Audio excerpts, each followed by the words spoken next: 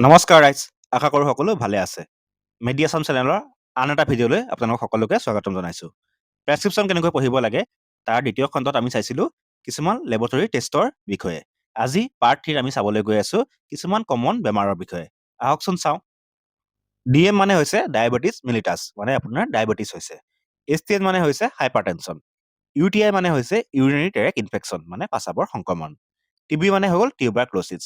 COPD মানে হৈছে chronic অবষ্ট্ৰাটিক পালমনাৰী disease. PCOD মানে হৈছে পলিচিষ্টিক অভাৰিয়ান ডিজিজ।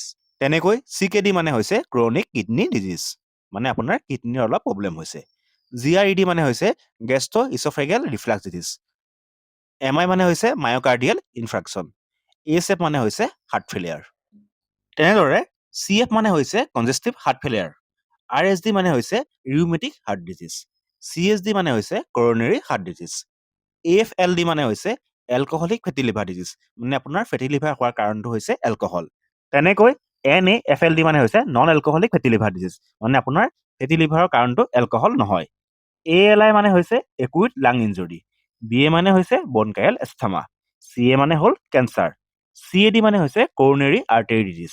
আৰু CP মানে হৈছে চেৰিব্ৰেল পালচি। তেনেকৈ DF মানে হৈছে ডেংগু ফেভাৰ, মানে আপোনাৰ ডেংগু হৈছে।